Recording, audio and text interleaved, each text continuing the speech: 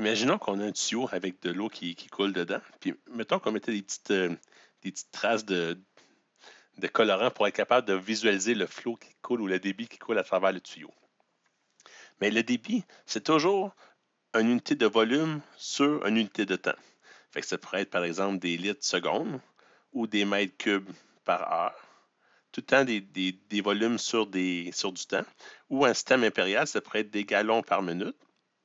Ou aussi des pieds cubes par minute, des cubic feet meter. Ça pourrait être des choses comme ça.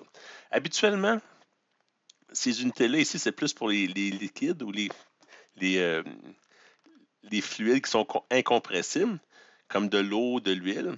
Ici, ça va être plus utilisé pour les liquides compressibles, comme de l'air, par exemple. Si je peux mettre de l'air, puis si je peux mettre de l'eau. Exemple. Pour les liquides incompressibles comme de l'eau, mais c'est facile, plus que la vitesse, ça va être rapide, mais plus que le débit va être important, plus que ça va aller rapidement comme ça. Donc, il va passer plus d'eau dans le même, il va passer plus de pieds cubes d'eau ou de mètres cubes d'eau dans le même seconde, par exemple. C'est facile pour les incompressibles comme de l'eau. Une autre façon de le voir, c'est si on enlève les marqueurs de couleur, puis on disait, par exemple, si on met comme une série de points ici qui pourrait représenter une unité de volume, exemple un pied cube, bien, on aurait un pied cube qui passerait, puis on se demandait comment il en passerait des pieds cubes comme ça à la seconde, s'ils étaient tous collés. C'est ça la notion de débit. Maintenant, pour les fluides compressibles, comme de l'air ou n'importe quel autre gaz, bien, la notion de débit est toujours la même. C'est un volume sur une unité de temps, donc soit des mètres cubes par heure ou des pieds cubes par minute, souvent utilisés, ou des cubic feet per minute. Bien, on va se rendre compte que dans un même volume, ou mettons, ici on voit qu'il y a comme 9 molécules, par exemple. Bien, avec cette compression-là, le volume de 29 molécules prend cette distance-là dans le carreau bleu, en prend pas mal plus d'espace quand le gaz est dilaté, ou en prend pas mal moins quand le gaz est compressé.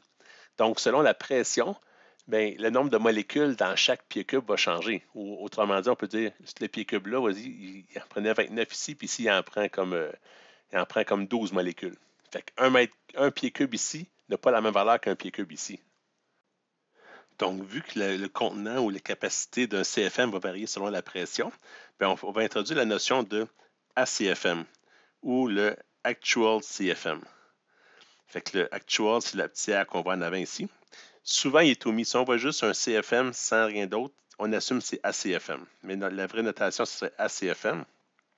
Puis ça, ben, c'est la grosseur, mettons, c'est un pied cube, ben, c'est un pied cube. Fait que donc, si, mettons, peu importe la pression, un pied cube là, c'est un pied cube là. Fait que le ACFM, ça correspond à un pied cube, mais on ne sait pas trop ce qu'il y a dedans.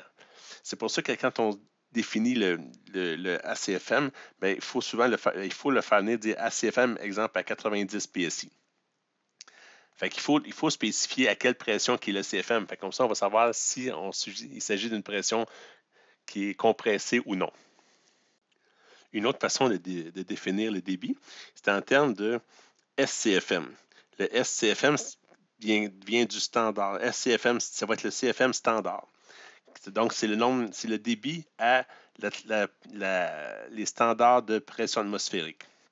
Le standard va varier selon quel standard on utilise. Aux États-Unis, ben, c'est 14,7 PSIA, la pression atmosphérique, à 60 Fahrenheit, qui est 16 degrés Celsius, puis 0% d'humidité relative. Alors qu'en Europe, ben, eux, c'est plus 14,5, qui est 1 bar à 20 degrés Celsius, puis 0% d'humidité relative. Fait que ça, c'est la façon de définir le SCFM.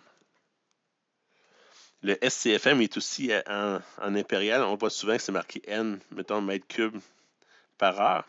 Le N, c'est pour normaliser. Fait que c'est le mètre cube normalisé par heure. Mais ça revient au même ça va juste être ces normes-là qui vont s'appliquer.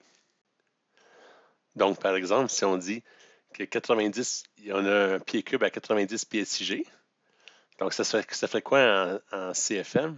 En SCFM, ben, il faut juste utiliser P1V1 est égal à P2V2. Vous pouvez voir la vidéo qui porte sur ce sujet-là. Alors, si on isole le V2, ben, ça fait 90 PSIG plus 14,7 sur 14,7, qui est le standard US qu'on a pris ici. Ça donne 7,12. Donc, on pourrait dire que 1 ACFM à 90 PSI, mais c'est égal à 7 SCFM à 14 PSI-A ou à 0 PSI-G. Donc, un petit cube de même compressé équivaut à 7 cubes comme ça, une fois décompressé. Donc, une fois qu'on connaît la notion de débit qu'on vient de voir dans cette vidéo-là, les notions de psychrométrie puis de P1V1 est égal à P2V2 qu'on a vu dans d'autres vidéos, ces liens-là vont être mis dans la description. Bien, on est capable de voir un système complet d'air comprimé. En fait, si, mettons, on dit qu'on a besoin de X SCFM pour un pistolet souffleur, par exemple, puis on a besoin de Y ACFM, mettons, à 1000 PSIG, bien, ça va être quoi comme système qu'on a besoin? Donc, si, par exemple, on dit on a un compresseur ici, on a un réservoir ici,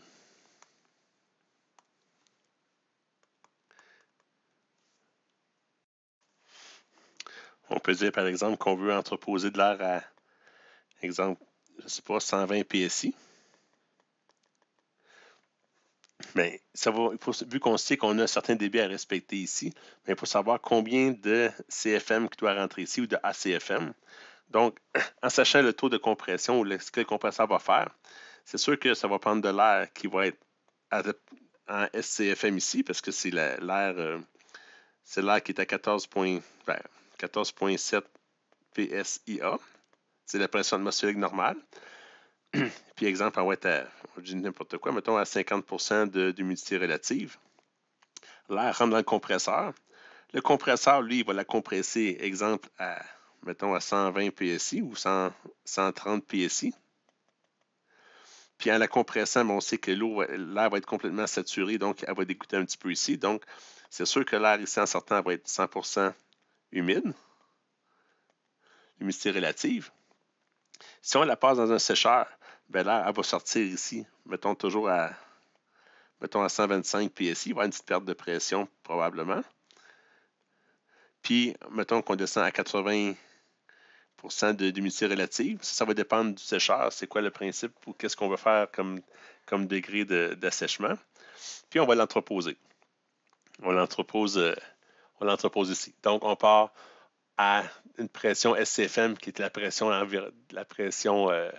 atmosphérique. On la compresse. L'eau va dégoûter.